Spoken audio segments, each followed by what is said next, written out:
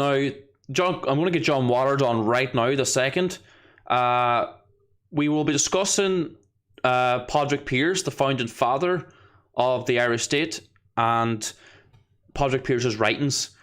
And as I said already, I'm actually supplying Padraig Pearse's writings, The Coming Revolution. You can get this book on Amazon for like €63 second hand. Maybe they're all gone now. I haven't checked in a couple of days. But I'm giving this book, there's writings of Padraig Pearse, for a fraction of the price. Like, I'm not making any money out of it. It tortured the publisher to do a reprint, and they finally agreed to do it. So if you want a copy of the book, folks, place your order. They're printing the book right now, so it's going to be a week or two yet before I post them out. So John will be discussing this book, The Coming Revolution, now. I'm going to call him right now, and talking about the political writings and speeches of Padraig Pearse. So I think it's extremely important for Irish nationalists to embrace themselves and steep themselves in the writings of Pearse and the founders of our state, excuse me. So if you want a copy of the book, scroll down and you can order it there. All right, so let's get John Waters on the phone here. Now, the reason I was a little late is we had technical issues. I was trying to get John on Skype, but there was technical issues, and I couldn't hear John for whatever reason. We don't know why. So I'm going to have to. We were trying to do video, but now I have to call his phone, unfortunately. So it's just going to be audio, folks. So we apologize for that. So just let me get John here now. Oh, before I get John, hit the like button, subscribe, hit the bell notification too, folks. That would be greatly appreciated.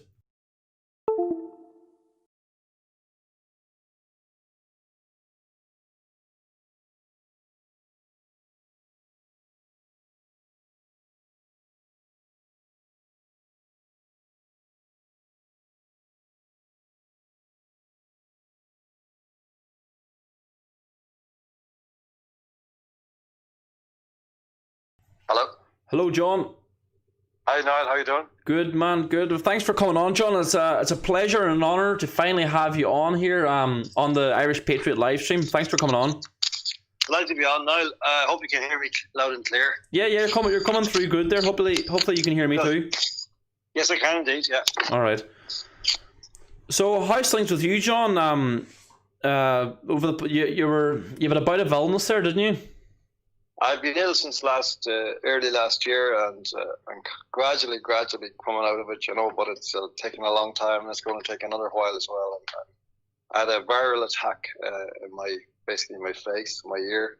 I'm deaf in my left ear, and I have a few other residual symptoms, but I'm a lot better than I was, put it that way, So I'm trying to be as close to normal as I can, but the energy levels are a bit down, Right, okay. Are you feeling like you're getting back on the mend? I do, yeah, I do. But I think, it's, when you're young, you kind of expect to get better in a day or a week, When you get older, it's more like a month or a year, So, right, okay. That's the way it is now, I'm afraid. But I'm all right. I'm actually in good. I've got made.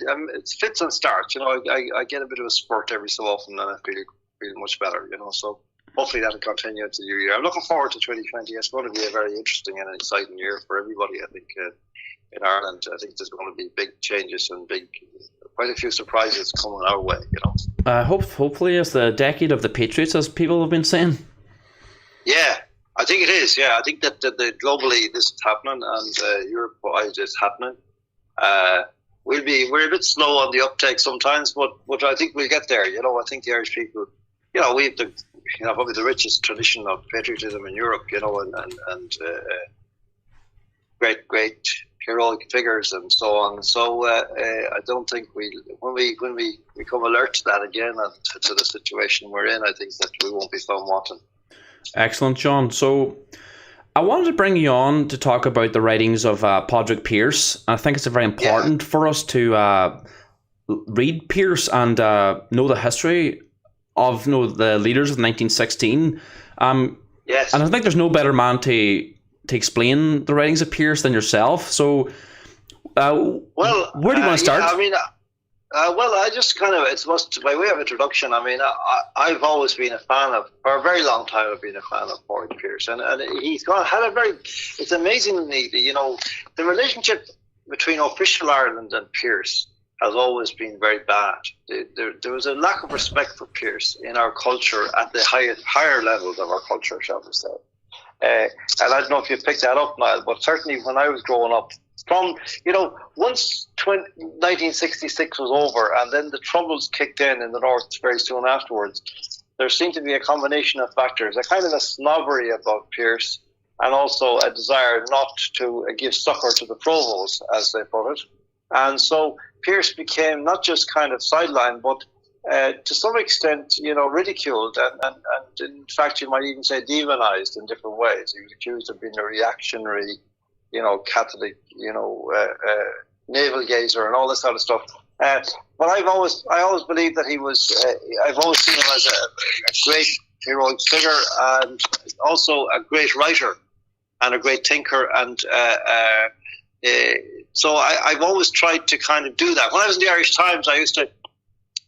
Every Easter, I would write an article or two about Pierce and about either 1916 or looking forward to 2016, because that was always in my mind in the last 20, 30 years, that this great moment is coming. Of course, the moment has come and gone, and it was basically stage managed by the government of the day, not surprisingly, because they didn't really want to look squarely at Pierce and what he really represented and what he really said, So, because he is, when you read what Pierce says, you realise that he might be, if he was around today, he'd be taking a hurley stick to a lot of these fellas,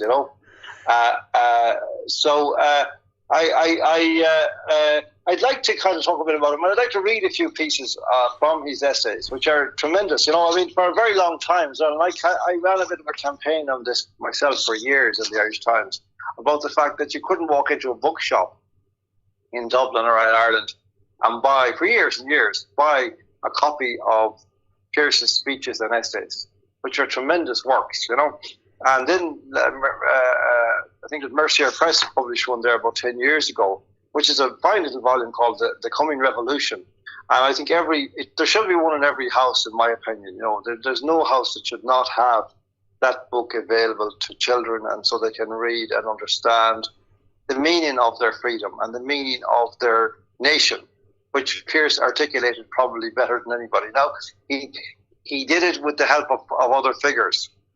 And that book, I don't work from a copy of that book because I have an older volume which came out a long time before his collected speeches and writings, and political writing. And but it's essentially the same stuff. But that's a fine book. I've seen it many times, and it's a fine volume, and really it's indispensable, really, for anybody who's interested in their history and in their culture. And it's amazing the things that Pierce was aware of that we never really credited him with. I often say that, having suffered for hundreds of years a process of colonialism in different forms, Pierce talked about that in a particular way, which I'll come to in a little while, and the nature of that, the absolute nature, which he defined as a kind of form of slavery. And that idea only came to light 50 years after Pierce's death, really, in the work of a psychiatrist from the Caribbean who worked in Algeria during the Civil War called Frantz Fanon, who wrote several books out of his experience as a psychiatrist in Algeria. One is called The Wretched of the Earth, and the other was called Black Skin, White Mask. They were two major works. And they were essentially about the African experience of colonialism. And when you read them, he's talking essentially about Ireland as well. And Pierce, you can see this in Pierce's work, thinly, laid down upon the page, but still there 50 years before. And that was way, way ahead of his time. So I'll write a few pieces. I'll start off by reading a piece, a section of an essay. These essays were written mainly in the couple of years before the Rising, mainly in 2014 and 15. And the one I start with is one I read this piece many times in the run-up to the referendum of 2018. As I went around the country, I opened up every night because when you hear it, you realise that actually Pearse could be alive today, excoriating the people who are leading Ireland now. And he was talking about the people who are leading Ireland in his time, just before the Rising. But it's a powerful piece of writing and a powerful piece of emotion. And I'll just start reading it. It's from the essay called Ghosts. And the ghosts he's talking about are four great, the New Irelanders. But they're great patriots and great thinkers of our historical experience. Theobald Wolfe Tone, James Fenton Lawler, John Mitchell, and Thomas Davis. And he quotes liberally from them in this particular essay. But I just want to read, we'll come back to that in a while, but I'll read the opening of it. So just probably go on for 5 or 7 minutes or something like that. Okay. But I'll just read a few pages of it. Ghosts. There has been nothing more terrible in Irish history than the failure of the last generation. Other generations have failed in Ireland, but they have failed nobly, or failing ignobly. Some man among them has redeemed them from infamy by the splendour of his protest. But the failure of the last generation has been mean and shameful, and no man has arisen from it to say or do a splendid thing in virtue of which it shall be forgiven. The whole episode is squalid. It will remain the one sickening chapter in a story which, gallant or sorrowful, has everywhere else some exaltation of pride. Is marrig do gní go hulk agus bíos bocht in a year, says the Irish proverb. Woe to him that doeth evil and is poor after it. The men who have led Ireland for 25 years have done evil, and they are bankrupt. They are bankrupt in policy, bankrupt in credit, bankrupt now even in words. They have nothing to propose to Ireland, no way of wisdom, no counsel of courage. When they speak only untruth and blasphemy. Their utterances are no longer the utterances of men. They are the mumblings and the gibberings of lost souls. One finds oneself wondering what sin these men have been guilty of that so great a shame should come upon them.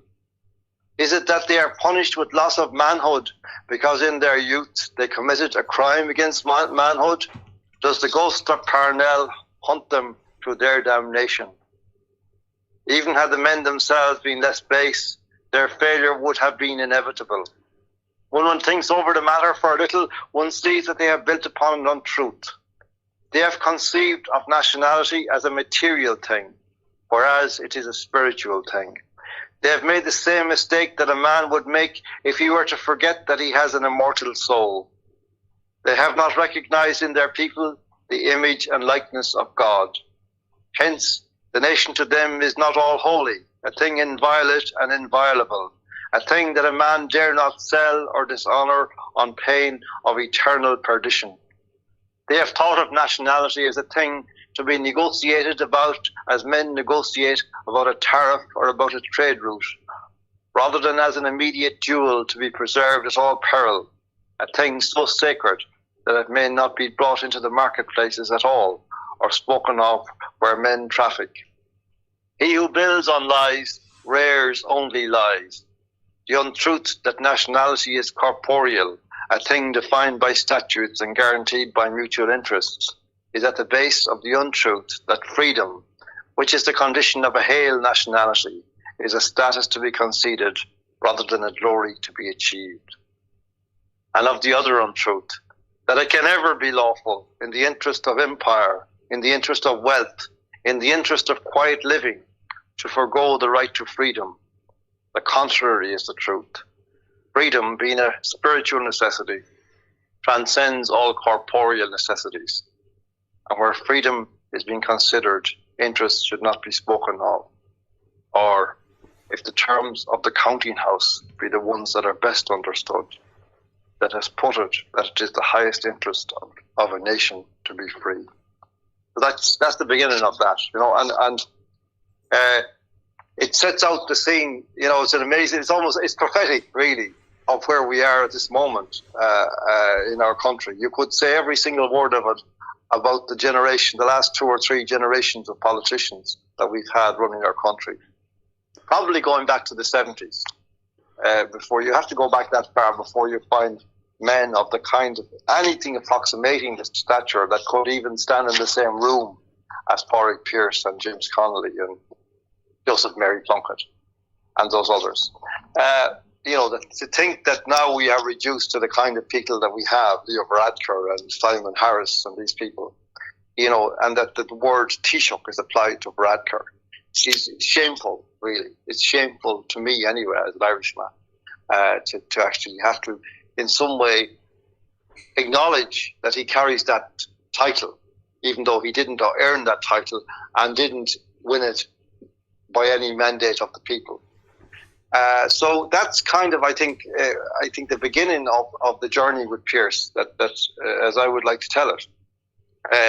There's a very interesting line there where he talks about that freedom is a condition of hail nationality, which is a status to be conceded. It's not a status to be conceded, but a glory to be achieved.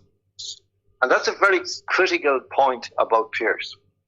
And people in modern Ireland, people don't understand this whatsoever, because you keep hearing these, to my mind, utterly pointless discussions about the fact that the people say now, from our comfortable existence in 2020 or 2019-20, that the rising was not necessary. They tell us, in fact, it was a foolish exercise and resulted in unnecessary deaths and so on and so forth. And they say that, home rule would have been granted in due course, and that would have been fine. But of course, that's precisely the point that Pearse was making. He did not want, we should not have wanted something as precious as freedom to be granted to us. It was a glory we had to achieve for ourselves. Now, freedom, if it were freedom, could be accepted by the Irish people, but it was never on offer. What they were talking about was a concession to allow us to rule, to have the name of ruling our country, like, for example, Stormont has the name, or had the name for a while, of ruling Northern Ireland. And we saw where that ended up. That brings me to the second piece that I'd like to read, which is from possibly his most famous essay, which is The Murder Machine, which is about the English education system in Ireland. And this is the one in which he really sets out that scenario that I described earlier, where he's talking about Ireland as an enslaved nation, and of our people as having been turned into chains by the process of English education, which he said was the most evil mechanism ever dreamt up. The British education system, he said, was the most evil and ingenious system ever dreamt up by the British Empire, because it was a machine for turning out slaves. And I'll read a couple of pages of this because it's very telling about a lot of things. There's a great, almost like mischievous sense of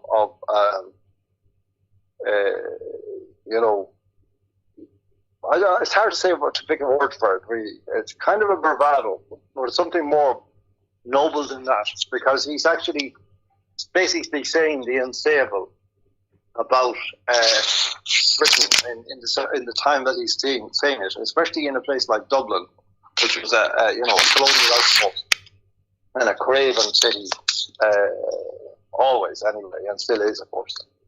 So this is called The Murder Machine, and he starts off like this. A French writer has paid the English a very well-deserved compliment.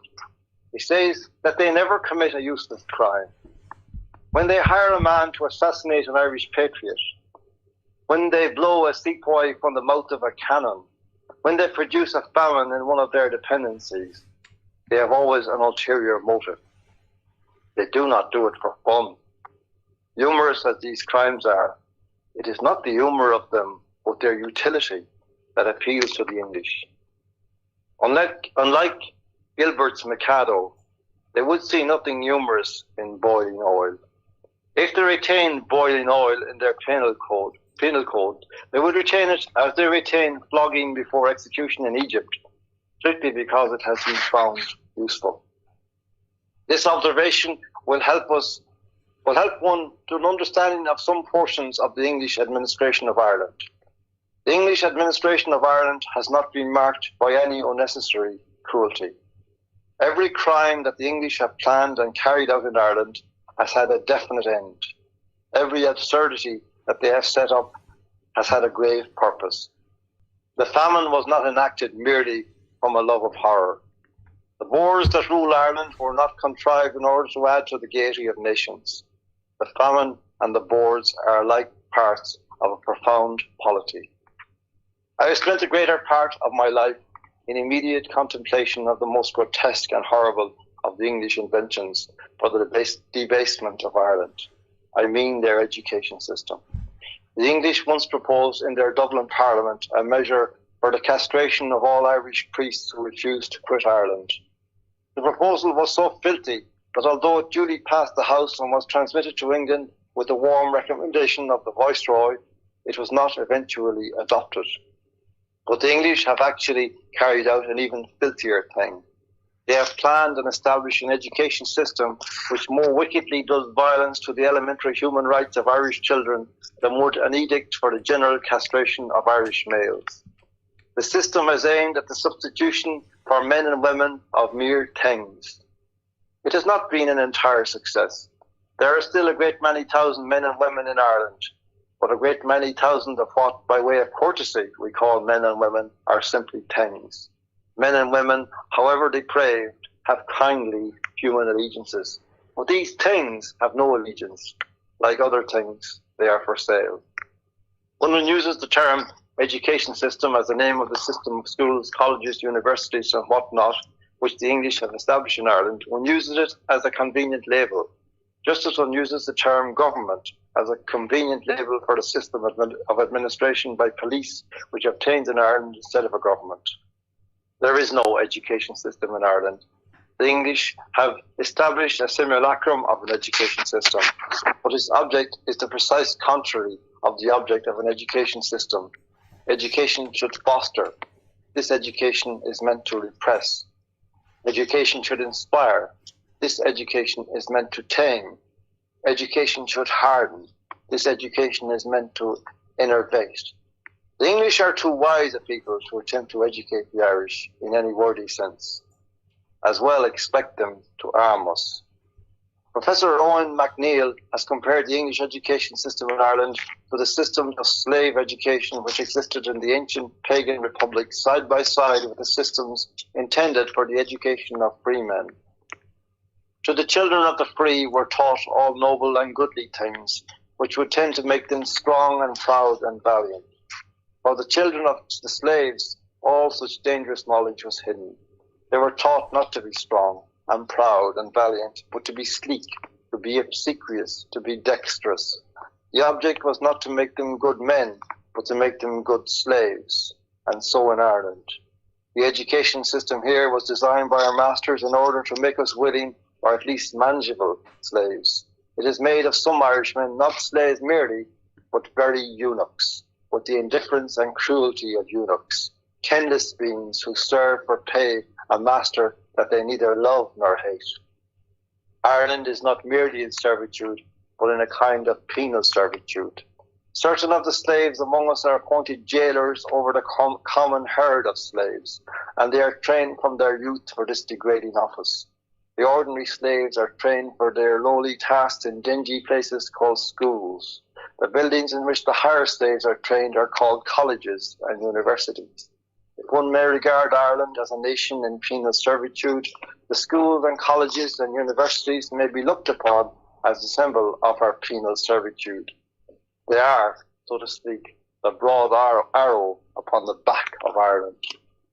Now, that's I think, a very beautiful exposition of something which we never talk about. But, you know, it has been a huge problem in our country in independence that instead of, because of the execution of Pearse and the other 1916 leaders, all of this awareness was lost. And they were replaced by, I would say, with all due respect, an inferior cadre of leaders. And as a result, there was no consciousness of these things at all, about the nature of the project that had been undertaken. Because remember, what Pearse is getting at is that if you are a slave, you cannot wait to have your freedom conceded to you. You must take it by force if necessary. That is the only way you can restore your own humanity to the fullest extent. And that was essentially the point of the Rising. Not that it was in a real attempt to seize power. It wasn't an attempt to seize power. It wasn't even an attempt to create a revolutionary moment, because Pearse and the others knew that was never going to happen in Dublin at that time. It was a symbolic act of sacrifice based in the Easter story, connected metaphorically to that story, in an attempt to awaken the Irish people from their centuries-old slumber. And indeed, that is exactly what it did over the period of the next few years, which we ought to be celebrating now, by the way, but are not, because of the people who have replaced Pearse and Connolly and these people. The people who are their successors are just are far weaker. Let us be fair to the original leaders in independence. Let us not compare them to the clowns that now supposedly lead us or have the name of leading us. So this concept of slavery was at the heart of the purpose of the Rising, to awaken the slaves from their and to encourage them to shake off their chains. And that's exactly what it did. Pearse, sorry, go ahead. Yeah, no, go ahead. Yes, go ahead. I was just going to say, Pearse paints a very bleak picture of Ireland, over 100 years ago. Do you think after the Rising, the spirituality of the nation of Ireland improved, and it's gone downhill again, or has it just had it continued to go downhill? No. I don't think it improved, Niall. I honestly don't. I think that one of the things that was happening in the course of the period, not just from the Rising onwards, but going back to the famines. I know I use the word famines, and Pearse used the word famine, even though both he and I are aware that the famine was not a natural phenomenon. It was a genocide. It was a genocidal operation. That's what it was. And I use the word, people sometimes dispute the use of that word, and I understand what they mean, but I'm not using it in any kind of sanitizing way, nor was Pearse. I'm simply saying that was the mechanism for the destruction of the Irish people, really. That was the purpose of it. It was a form of ethnic cleansing. But you see, going back to that period of famines, so there was the church, which had previously been a different kind of church, much, I suppose, less Catholic, more Christian, what you would say. It was dealing with a different kind of population, which was much more, I suppose, much freer and much more, obviously it was a very poor population and enslaved for sure, but it was in other ways quite free in the sense that, sexually and so on, in other ways. Like, there was an entirely unexpected kind of culture from our present day perception. There was a different kind of way of living. Families were different. Relationships were different. The families were quite big, but they were not necessarily what we would call nuclear families. Many families were headed up by, there would be a mother with several children and by different men in many instances, and one of her brothers would be the head of the family, that kind of thing. And that kind of was stamped out after the famines. The church really moved in and adopted a much stronger line, moralistic line, in relation to those matters, and became, in a certain sense, the moral government of Ireland. And that created a kind of a darker, more forbidding form of Catholicism than had obtained up to that point. And then the second thing that happened was, whereas previously in penal times, the church had been part of the people, had been very close to the people, it had been a rebel church, as we know well from our history, the history we learned in school. After independence, that changed also, and the church became a kind of an establishment church, not an established church, but an establishment church where it was very much involved with the political class. And, that had some dismal outcomes, but also some positive ones, I think. One of the crowning moment of that was the formulation of the Irish Constitution of 1937, which is a fine document, which was put together under the supervision of De Valera with the advice of John Charles McQuaid, the Archbishop of Dublin, and others. But it is, regardless of what people think about it, it is an absolutely superb document when you actually drill into it and consider. And that's, of course, now what has been happening the last 10 years is that people in power have been basically taking a sledgehammer to it at the whim of outside forces, because it is so good, because it is such a powerful and wonderful document.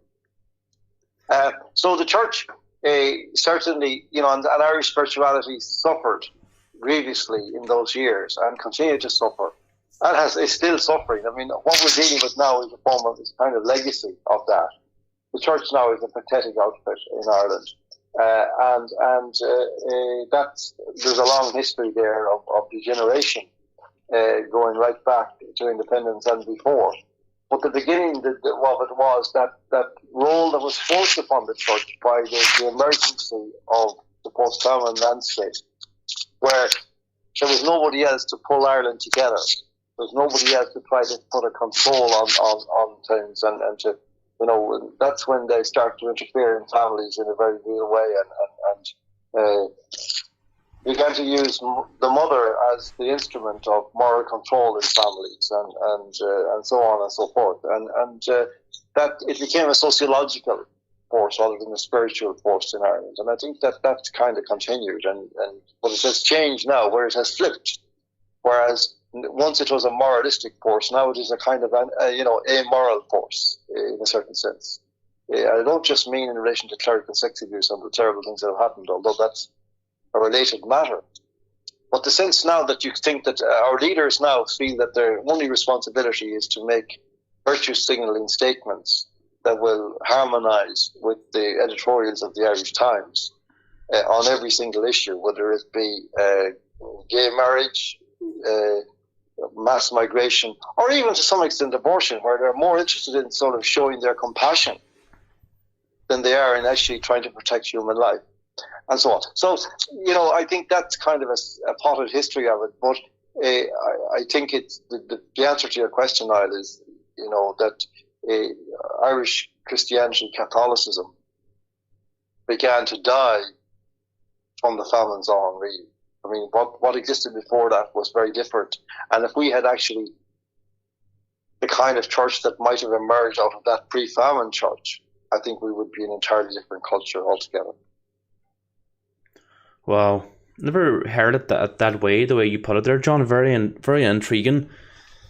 Unbelievable. Have you got any more writings you'd like to read from Pearse?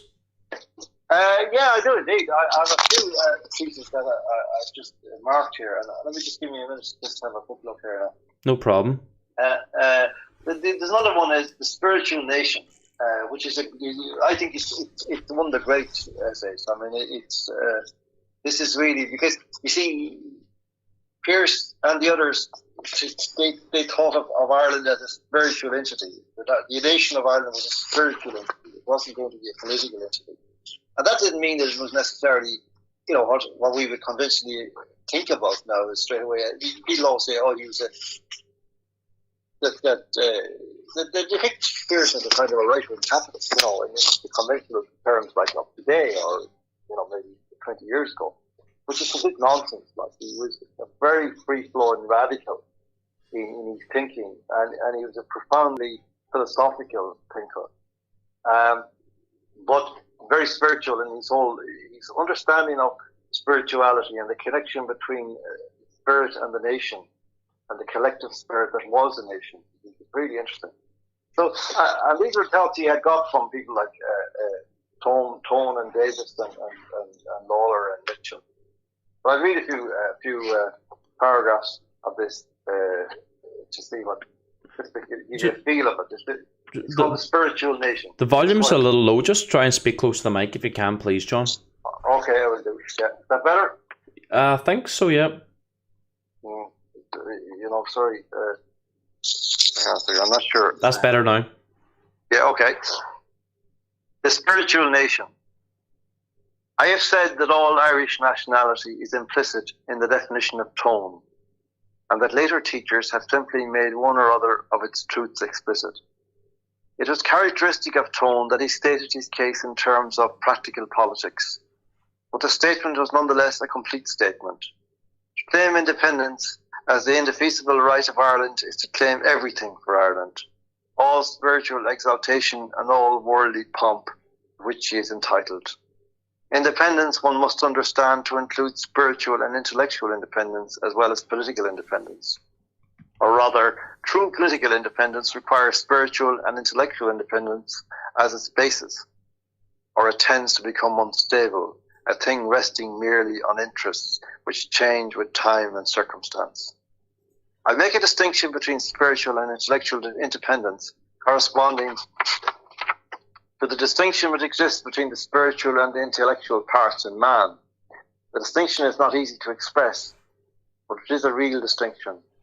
The soul is not the mind, though it acts by way of the mind, and it is through the mind one gets such glimpses of the soul as are possible. Obviously, a great and beautiful soul may sometimes have to express itself through a very ordinary mind, and a mean or wicked soul may sometimes express itself through a regal mind. And these possibilities are full of confusion for us. So when we think we know a man, it is sometimes only his intellect we know, the dialectician or the rhetorician or the idiot in him, and not the strange immortal thing behind. We can learn to know a man's mind, but we can rarely be quite sure that we know his soul. That is a book which only God reads plainly. Now I think that one may speak of a national soul and of a national mind and distinguish one from the other, and that this is not merely figurative speaking.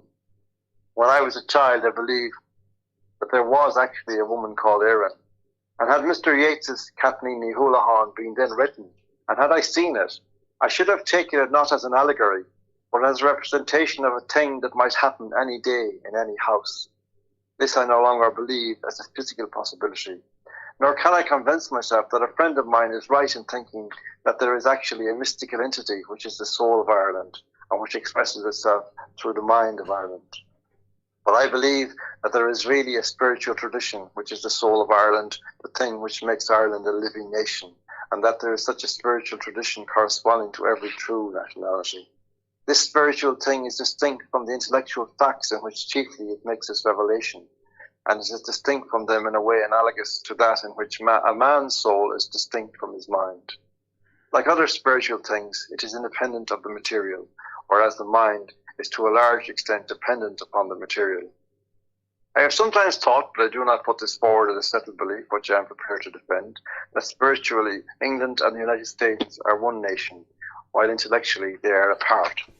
I am sure that spiritually the Walloons of Belgium are the one nation with the French, and that spiritually the Austrians are one nation with the Germans. The spiritual thing, which is the essential thing in nationality, would seem to reside chiefly in language, if by language we understand literature and folklore as well as sounds and idioms, and to be preserved chiefly by language. But it reveals itself in all the arts, all the institutions, all the inner life, all the actions and goings forth of the nation.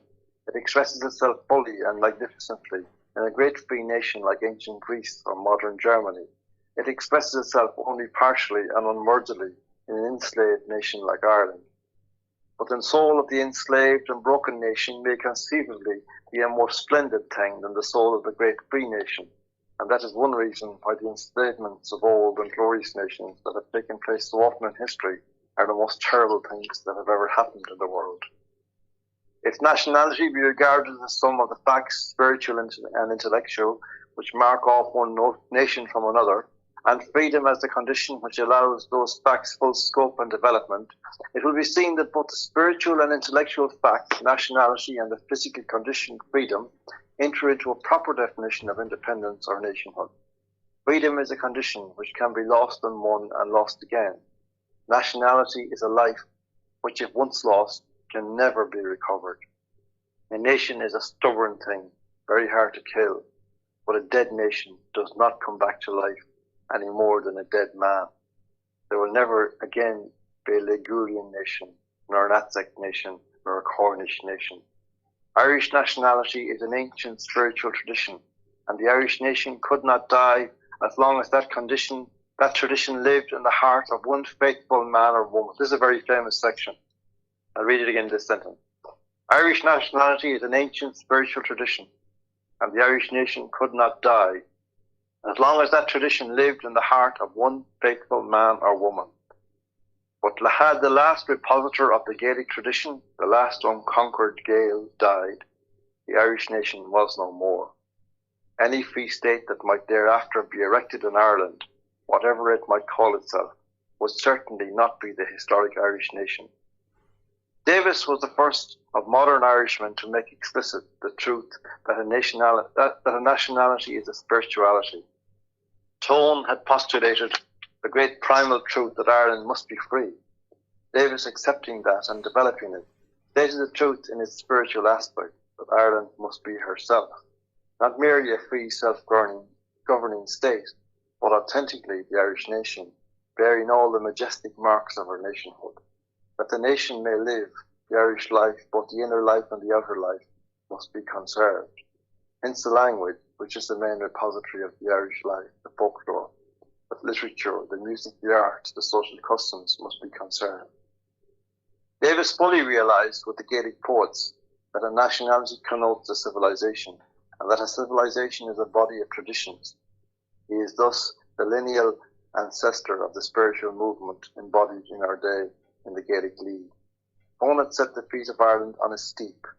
Davis bade her, in her journey, remember her old honour and her old sanctity, the fame of Tara and of Clonmacnoise. Saying, Tone is the Irish nation in action, gay and heroic and terrible. Davis stands by the nation's heartside, a faithful sentinel. Ireland is one. Tone had insisted upon the political unity of Ireland. Davis thought of Ireland as a spiritual unity. He recognised that the thing which makes her one is her history, that all her men and women are the heirs of a common past, a past full of spiritual, emotional and intellectual experiences, which knits them together indissolubly. The nation is thus not a mere agglomeration of individuals, but a living, organic thing with a body and a soul, twofold in nature, like man, yet one. Davis's teaching on this head is resumed thus in one of his most lyric paragraphs, and then he quotes Davis, this beautiful paragraph which I'll just read in conclusion of this section. This is Davis. It's absolutely beautiful. Davis says, "This country of ours is no sandbank, thrown up by some recent caprice of earth. It is an ancient land, honoured in the archives of civilization, traceable into antiquity by its piety, its valour and its sufferings. Every great European race has sent its stream to the river of Irish mind. Long wars, vast organisations, subtle codes, beacon crimes, leading virtues and self-mighty men were here. If we live influenced by wind and sun and tree, and not by the passions and deeds of the past, we are a thriftless and a hopeless people." So that's a sense of what Pearse was getting at in this concept of which is quite a complex thing and quite difficult for people to grasp nowadays, because the language is so slippery and has been corrupted so much. The meaning of words like spirituality. Essentially we live in a culture now where what is like spirituality means incense and crystals and stuff like that. But he was talking about it as the soul of man, of a free man. That was what the spirit was, and that section there actually it's very interesting. That section I drew attention to. Irish nationality is an ancient spiritual tradition, and the Irish nation could not die as long as that tradition lived in the heart of one faithful man or woman. And then he says, but had the last repositor of the Gaelic tradition, the last unconquered Gael, died, the Irish nation was no more and could never be resurrected. Type of thing. That's an amazing thing, because, and there's an interesting thing here in Ireland, that is somewhat controversial, I have to say now, but because, there's been a lot of talk in recent times about, patriotism and nationhood and ethnicity as an element of that. And I think, I have a view, I think that is somewhat different to the mainstream in what we might call the patriot movement at the moment on this question, because, and I think Pearse's writings bear out my position, which is that a nation and a race are two different things. The Irish race, the Gaelic race, is one thing.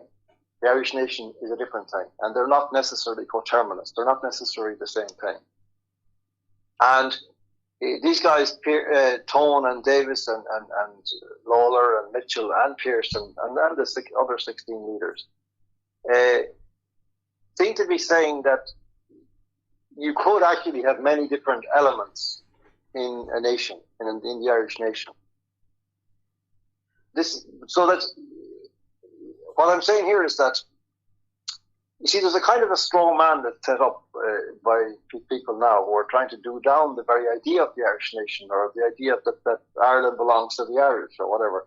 And they'll tell us, well, there's no pure Irish race anymore. And that may well be true, but it's beside the point. The point that is being made in my explanation, what I would be making about our present situation is that the people of Ireland, who are self-evident, are entitled to their country and to protect their country and defend their country, and not to have their country stolen or abused or corrupted. And that people may comprise all kinds of people, but they don't comprise anybody and everybody. In other words, there is a clear demarcation, but it's not necessarily defined by race or ethnicity in the sense of those terms. But that, for example, I do think it is possible for outsiders to come to Ireland and become part of the Irish nation, whereas they might never actually end up being Irish. They could be part of the Irish nation by invitation and by acceptance, by virtue of their loyalty and allegiance to the Irish nation. That kind of thing.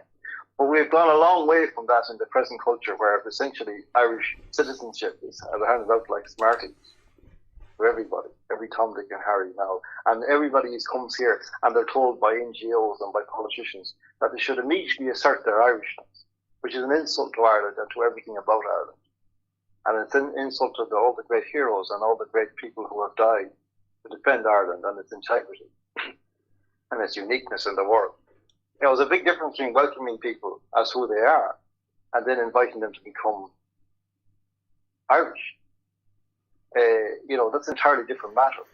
And so, but at the same time, what I'm warning about is that as an attempt to kind of answer those charges, people are retreating into a kind of, I think, a quite fictional ethnicity, a pure ethnicity.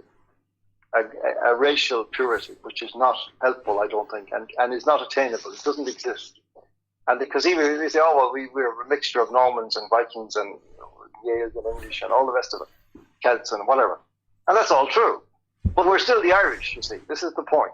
And this is what Pearse is saying. And I want to read another short Pearse passage, who quotes from David, I think, which kind of gets this across. Because I do think we just need to sharpen up our thinking on this. And I don't say that I have the definitive story on this, no, but I'm just putting it out for people to think about. And so he's talking here. Davis, yes. This is Thomas Davis. And he quotes Davis here. He who fancies some intrinsic objection to our nationality to lie in the coexistence of two languages, 3 or 4 great sects, and a dozen different races in Ireland, will learn that in Hungary, Switzerland, Belgium, and America, different languages, creeds, and races flourish kindly side by side. And he will speak in English intrigues the real well of the bitter woes of Ireland. What are you saying in the moment of that time? Like that the Irish nation are who they are now, at this moment. Now, he qualified that in that other passage where he says that for that it is necessary. And I think this is a symbol and a metaphor. It is necessary that one pure Gael continue to live in Ireland. Now, I don't know, Niall, if you know any pure Gaels. I don't know. I'm sure they do exist. They do exist. But it would be a very interesting exercise. But the point he's making is that there is a root of the Irish nation in the Celtic past of Ireland. And that is the purity of it. And beyond that, then the Irish nation can develop and grow and multiply itself in all kinds of ways, by its own life, not by coercion, not by plantation, not by uninvited outsiders coming and demanding their rights under protection of the United Nations, but because the Irish people choose somebody on the basis of friendship and welcome and hospitality and fellow feeling and commonality to be one of them, which has always happened. Always happened in Ireland from the beginning. We have never been a hostile people to outsiders. But this is entirely different than what's happening now. And I think it's very important to make those distinctions. But this is my view. I'm not pushing it on anybody. This is the way I see it. It's a more subtle thing than a lot of the time. Because I think what actually happens in a lot of these discussions is that they're polarized into two extremes. And that's dangerous because you then allow the possibility of straw men being created, which can be easily knocked down. And most people then end up being confused because they say, well, that's true. We were Normans. I mean, I'm essentially of Norman stock. My family, on both sides, as I understand it, would have come out of Norman stock. So I'm not a Gael. I'm not a Celt in any sense. Or maybe there's a drop of Celtic blood in me somewhere, but that's kind of accidental along the way. Essentially, my name is Norman. You follow me? Yes, I know what you're saying, John. What do you think of that yourself? What's your view of that, Mark? Because I know it's controversial. I know lots of people on our side don't agree with me about that.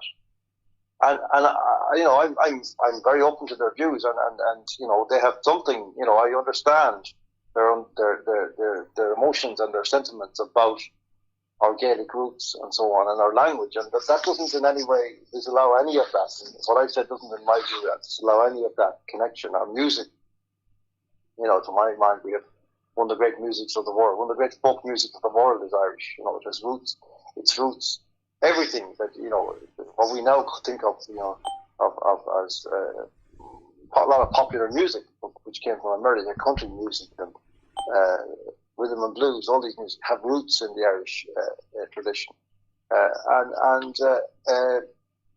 so it's a complicated journey and a complicated story, and we shouldn't oversimplify it. Not least because it gives handy, cheap arguments to people who simply want to destroy Ireland. Yes. Now, historically, like you said, there's been Normans invade Ireland, the English, the Vikings, and there's been the Gaels here, and then you can go further back than the Gaels, but yes, they embraced Ireland and they became Irish. At least they fought against us, and they were living in the same area.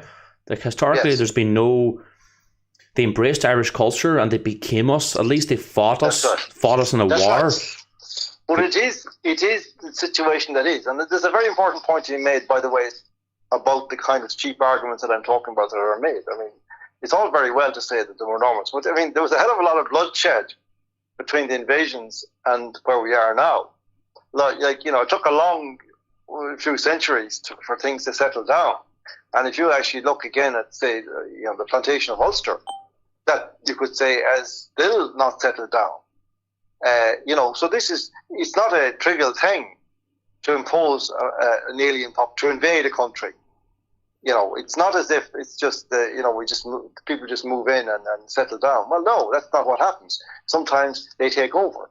And what I'm saying, is that the people who now live in Ireland, who are self-evidently the Irish people, have an entitlement to defend and protect their country and speak up for their country and not be called names and abused by people who have a vested interest, usually a monetary interest, in destroying Ireland.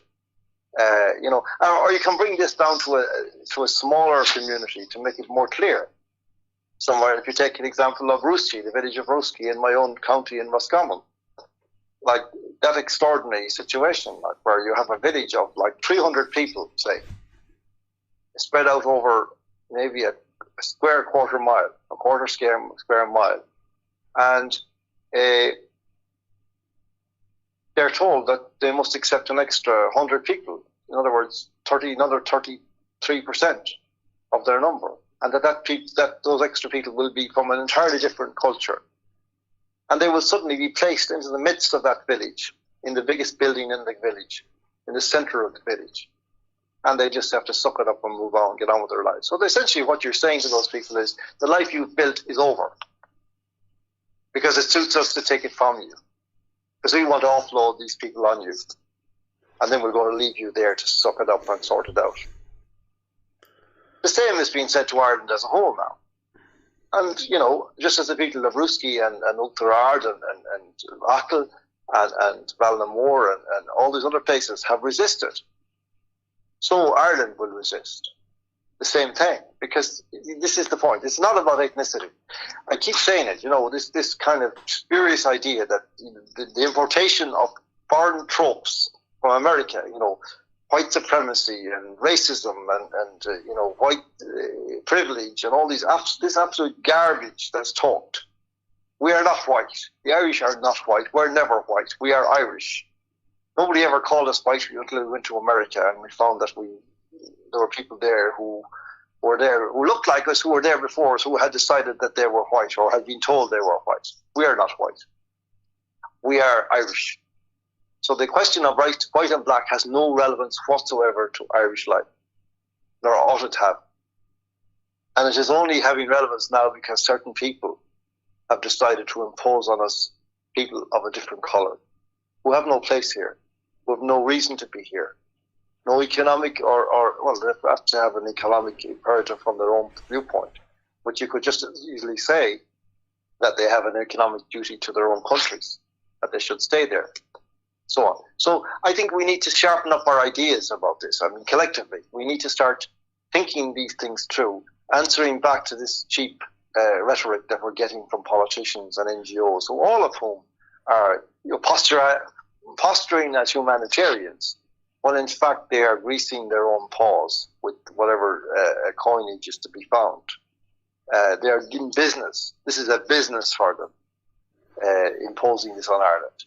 They are, there's a concept that just come out of Africa, which is that, the whole idea of concessions, that basically corrupt governments in Africa have functioned for many decades after independence in the 60 years since most of those countries became independent, by basically selling what they call concessions to foreign interests. And we have that in Ireland. That's essentially how our governments have survived. That's essentially been the modus operandi of the Irish state from the beginning, where we just, for example, going back to the 70s, this foreign direct investment. Well, the first people to come here were chemical industries. And they were actually offered, people won't believe this, but it's actually on record. They were offered by the Irish government of the day, the Irish landscape, as in effect, a sponge to pollute, a sponge for their pollution. That it was called the national endowment factor. In other words, the purity of the Irish landscape, the unspoiled nature of the landscape was offered to chemical industries on the basis that nobody would notice for a long time that it had become grossly contaminated. And that's what happened. And that's how you end up with all of these things happening. Like, how you end up with, say, here within sight of my own window here, a giant toxic incinerator on the edge of Dublin Bay. In the name of God, how did that happen in the constituency of the then leader of the Green Party? You have to ask yourself, what the hell is going on when that happens? So this is kind of the way the Irish state has functioned. And you see, when you read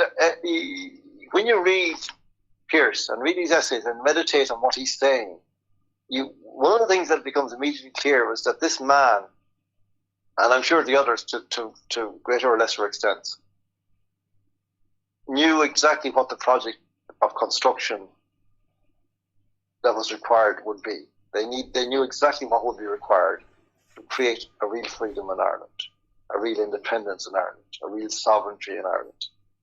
But because they ended up in pools of blood in the yard of Kilmainham jail, we lost all that, and we spent a century floundering around, led by,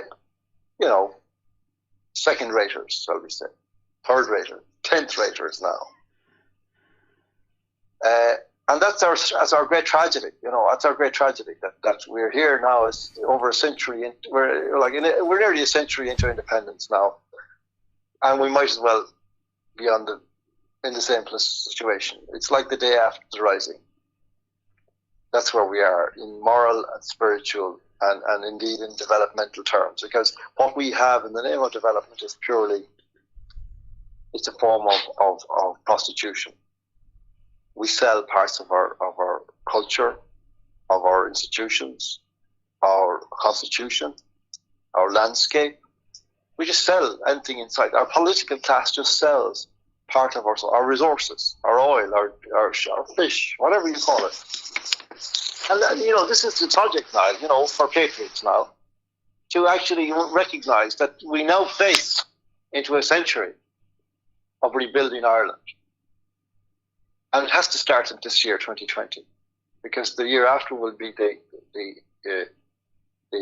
anniversary of the War of Independence and of our achievement of that independence.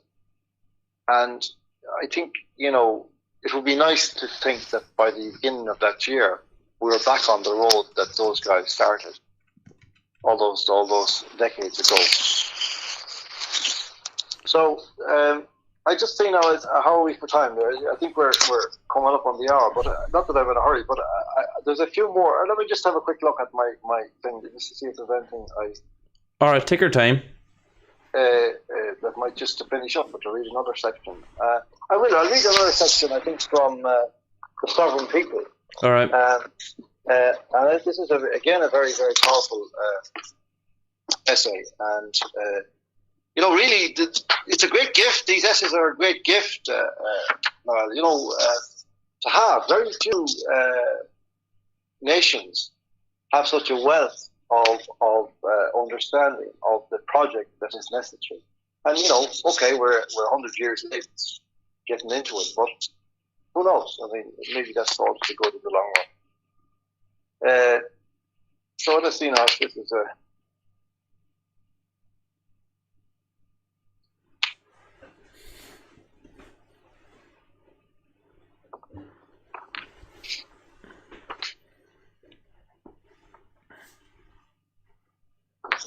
I'll read a few paragraphs. I'm not quite sure if this is the piece I was intending to read now.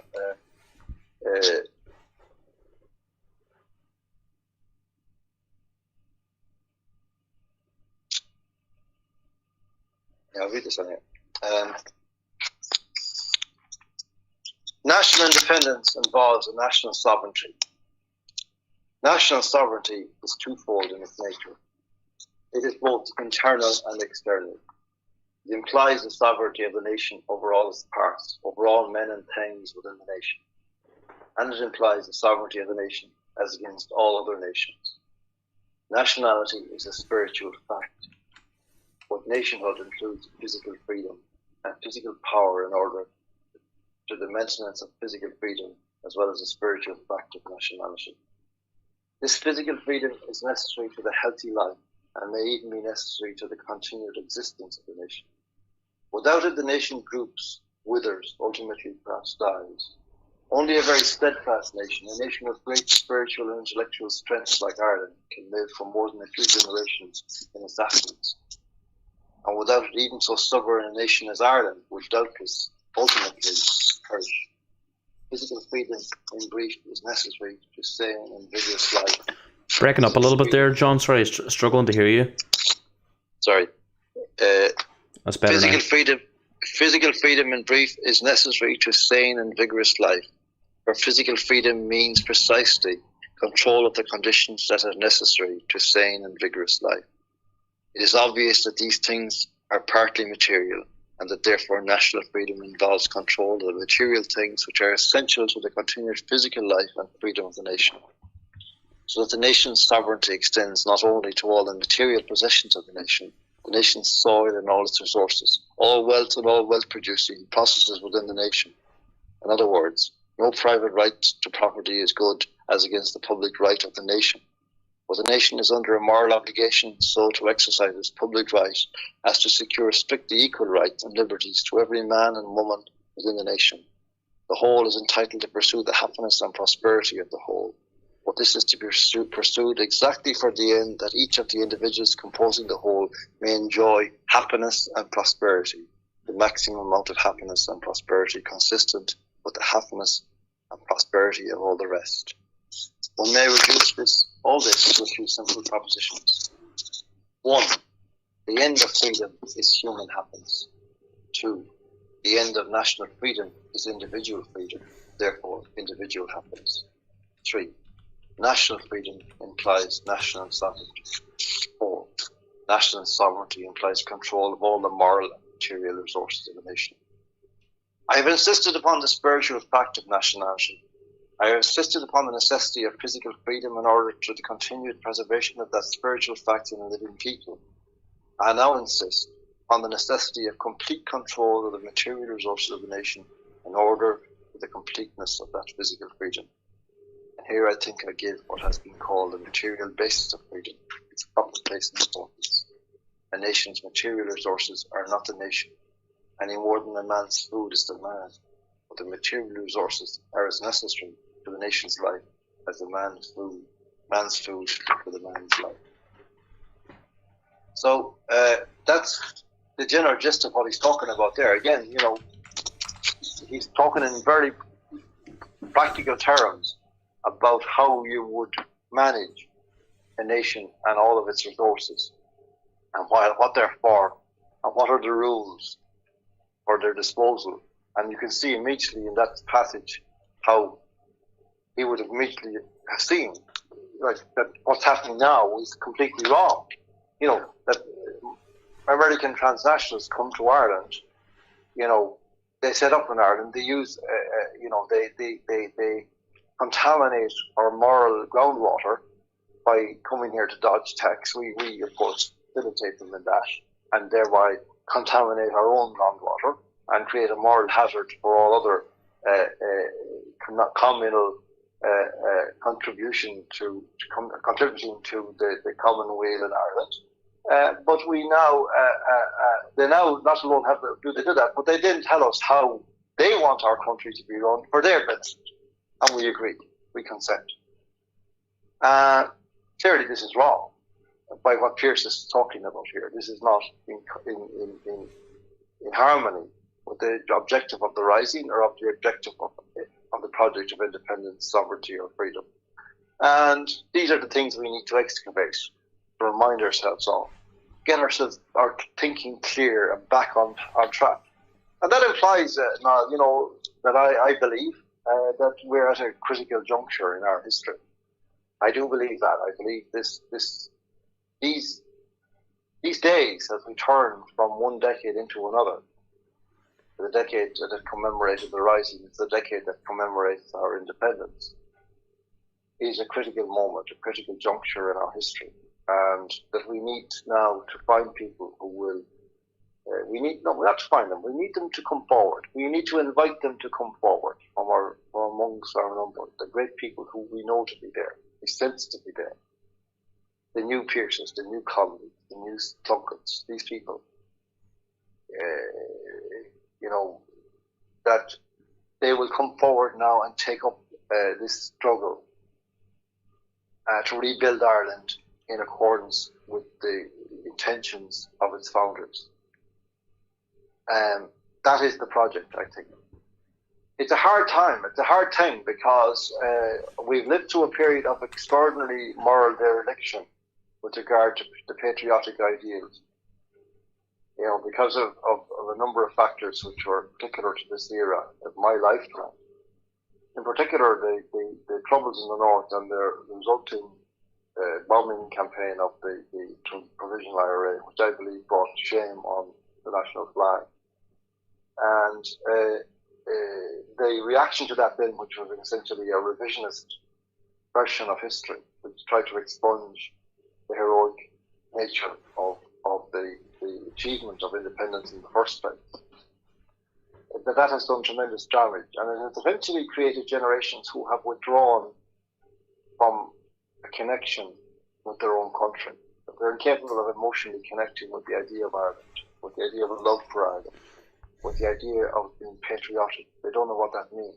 So I think it's very interesting the way, and I like it very much, the way that you and others consistently use the word patriot and speak to people, but allow people to speak to each other as fellow patriots. That's a very important phase in all of this, I think, that people begin to use that word freely again. Because that has been expunged from our culture and almost become a laughable concept, a derided concept of it. It has been much derided in our time. And because we have become so material and so economistic in our thinking about all matters to do with the public life of Ireland. And that needs to come to an end. And then, of course, we're back to the old problem. But for all of that to come to an end, we need an end to the media that we now have. You know, we need an end to RTE, we need an end to the Irish Times, we need the Irish Independent, we need it to perish permanently, to be banished from. And then if that means we have a silence for a couple of years, then that's a good thing. It would allow us to reflect and think and maybe talk among ourselves quietly, you know. But, you know, without a conversation, I don't see this happening. Without a healthy conversation. And right now, we're not being allowed to have a firm. Now, that's partly our own fault, that we're not, we're not being allowed to have a proper conversation. But we're not demanding to have one either, loudly enough. That's what we need to do. You know, we need to insist. No. This is democracy. Democracy isn't just putting a mark on a piece of paper every 4 years. It's actually having a constant conversation in which everything is checked and rechecked and examined and analysed, and that everybody is aware, more or less, to the extent that that's conceivable, of what exactly is happening and why, and what the alternatives might be, and where they may be better, than why we shouldn't adopt that particular line rather than this one, and so on and so forth. That's the function of media. That's why I became a journalist. I stopped being a journalist because that stopped happening. In Ireland, you know. Now, on that note, John, as I told you already, trying to develop a newspaper here, and you said to me that's going to be extremely difficult to do. It takes a lot of resources, a lot of effort, a lot of work behind the scenes. If it was possible, and I'm trying my best to make it possible because I've got a very good team behind me, what would you see a benefit for that in Ireland? Like an Irish nationalist newspaper? Very definitely. I mean, very definitely. It's a very long time since we had any such animal in Irish life. I mean, the last one was the Irish Press, which, even I would say almost up to the time of its demise in 1995, was a nationalist newspaper. Really, when I was a young man, I drove a mail car around Roscommon. My father had driven it 50 years before me. And we delivered newspapers as well. And I'm often talked about, and I wrote about this in my book last year, Irrespective of Bad Roads, where I was talking about,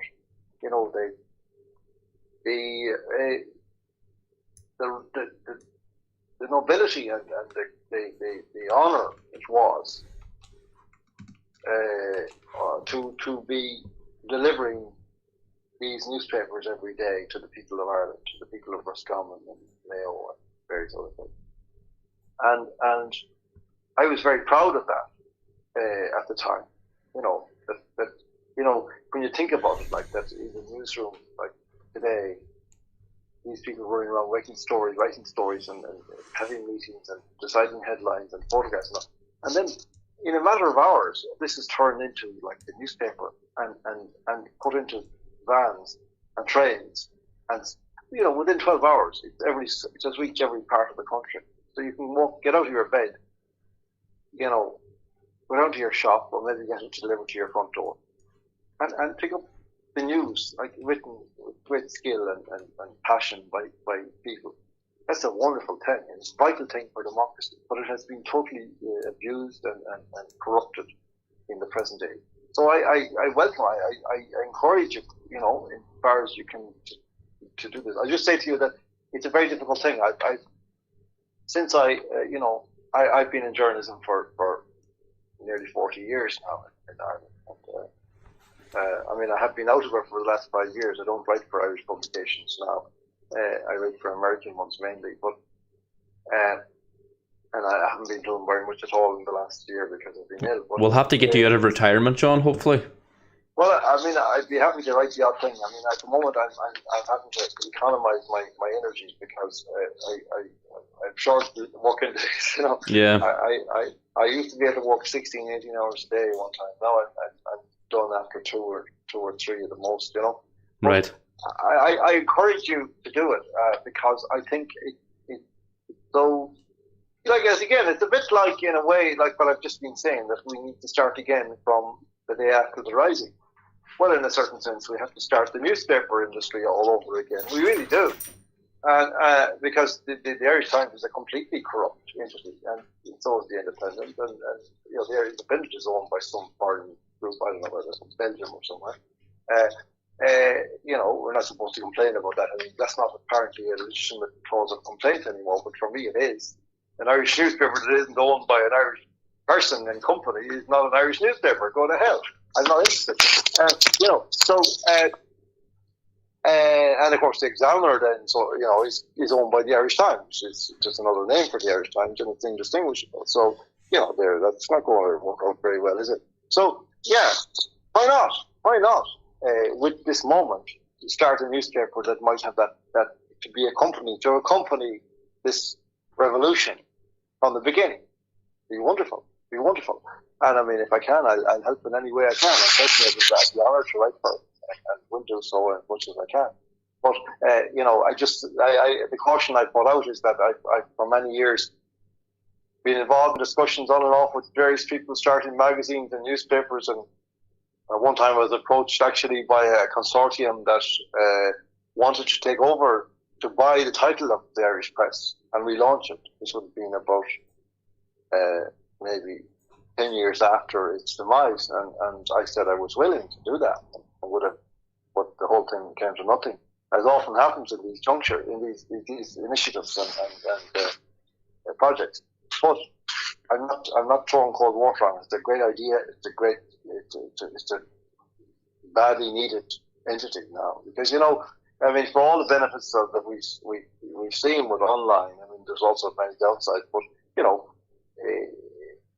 failing all other options, an online newspaper is not a bad thing. But a print newspaper, in my opinion, particularly in a country like Ireland, is still an important.